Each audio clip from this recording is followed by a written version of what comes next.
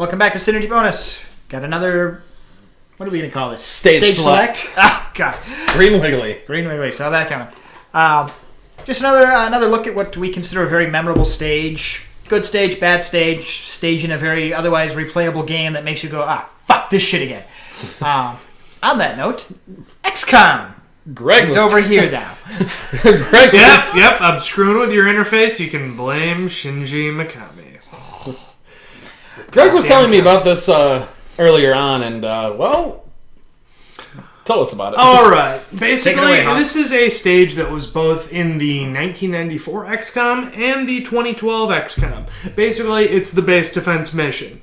In the original XCOM, it triggered when you done fucked up. Either you let a probe fly over your base, or you were really sloppy on sending out the interceptors and letting the enemy track where you were coming from, and they were coming in to give you a handful of seconds.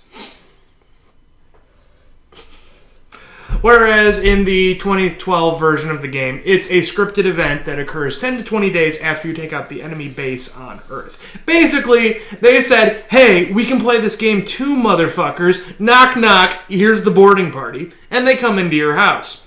XCOM goes into lockdown, and all of the blast doors close, and Central Control doesn't exactly know what's going on because they're running on backup generators at this point.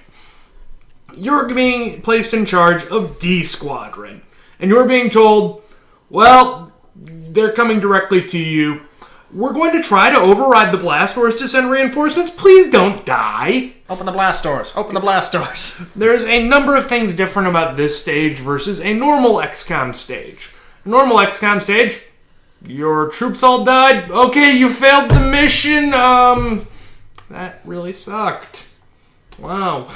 In this, well, you only have one base, so if you fail the base defense stage, it's game over. And you also get to watch this nice cinematic of all of the base personnel troops dead. I was about to say getting vivisected. Oh, no, they're already dead. Like, you get to see Base Commander Central, Bradford, Central Officer Bradford, who's basically the heads-up Mega Man character. He is slumped over his terminal at the Geo Map Council with a dead alien in front of him and a pistol in his hand. Destroying, even in the end, the support personnel had to fight and die. But more on how this stage was different. Normally with XCOM, you choose your troop loadouts. Well, that involves the fact that you're planning for the mission. Not this time, motherfucker. The enemy's coming and knocking on your door. Anyone who is in the sector, they've just been conscripted for the Emperor. That means I hope that you've been equipping all your troops, and I hope that you've actually been training all your troops rather than just creating your A-team squad, because nothing sucks more than doing this mission with a shit ton of rookies, you in base level gear, when you're in the end of the game, and the enemy's just like, what are automatics? I got a rock. You got a rock? That's nice. I have tanks. Wait, I've played Civilization 2. Screw this. You know, when he said conscripted for the Emperor, I know what you were thinking of. I just thought of Andrew Cuomo. And that's our political joke for the season. He says that. But let's see. Normally, also, once again, you choose your squad. You're getting selected at random from your roster. So this is a game that's got a very tactical setup of different classes that specialize in different roles. You've got the medic. You've got the engineer. You've got, the medic is, or the engineer is technically some type of medic. You've got assault, sniper, heavy, medic. Well, what happens if you go and now your troops are all selected to be the engineer? Yay, you have smoke grenades, you can't heal, and your damage output is shit. Also, if you fail this mission, you're dead. 8 medics. It's entirely possible to survive. You're just going to be relying on throw more bullets at it. And please don't die. Don't stand in the fire! The other thing that's odd about this stage is you have base security personnel at your disposal. These troops they're seriously the red shirts of XCOM. More so than the rookies that have a survival ratio of less than 5%. There's so much red shirts that they actually don't count against your casualties for the mission. They're redder than red shirts. They're already dead. Red shirts at least have a name in this series. These guys don't even get a name. They have a title. But you have them. They don't count against your casualty count. There's an achievement for having one actually level up in the battle. There might be another achievement for not losing one of them. Why? I don't know. They did really good. To give you something to strive for. But You mentioned something when we were talking about this, that if you don't lose any of them, you don't get reinforcements? It is a wave defense stage, and XCOM generally runs on the idea of complete objectives or complete objective before timer expires. In this case, it is stay alive. It's a good objective. Mm-hmm. And in this, you start out with so many members of a randomly equipped squaddies and base security. Every so often, they manage to actually hack some of the blast doors from central control and open a door to send in reinforcements. The thing is, you have a cap on how many soldiers you can have out on a stage. So if no one died, we're not sending more guys to you, even though this is literally the shit hitting the fan in our darkest hour.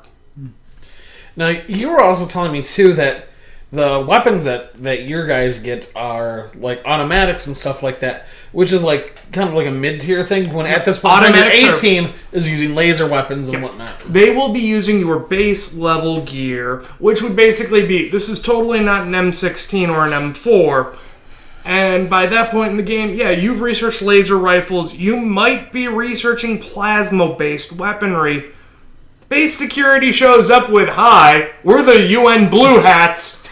We're totally still using the FN FAL and the pineapple grenade. This is gonna suck. Pineapple surprise! The best use for them ultimately is... Go die for me! They have 2 hand grenades. Throw the 2 hand grenades to destroy the enemy's cover, so your actual good troops can just light motherfuckers up, and then have them suicide charge, so when it gets to the point where you get reinforcements, you hope it's someone competent coming through that door, or at the very least, another red shirt that's ready to die for the glory of the Emperor.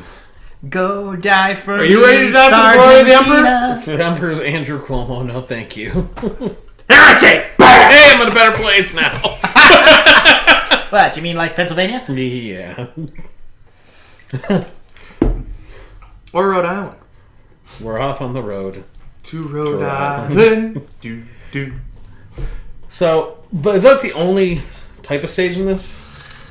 There is one other stage in XCOM where it's a complete genre change, and it's specifically XCOM 2012, and that is the mission in Newfoundland. That's the only base defense stage. As I was saying, it's different as it's scripted in the newer XCOM remake. In the original, it was a punishment stage, and as you could actually design how your base was set up, if you were a psychopath like me, and you were always paranoid, you might set it up so when they come down the elevator, they're going to have to go through 3 automated defense rooms, which are just automatic turrets and Resident Evil the movie laser rooms. So, if you got through that, congratulations. You just walked into the barracks, motherfucker. But, yeah, in the remake, no, that's the only mission like that. The only... It's not paranoia if it might actually happen and they will come after you. The only other stage that's really, really weird like that is Site Recon. Site Recon is Site Recon, and fuck Site Recon.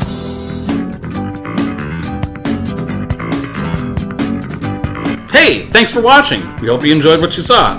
Let us know. Give us a like and a comment down below. Don't forget to subscribe and hit that bell to make sure you get all notifications from us. And as always, Good night. and good gaming.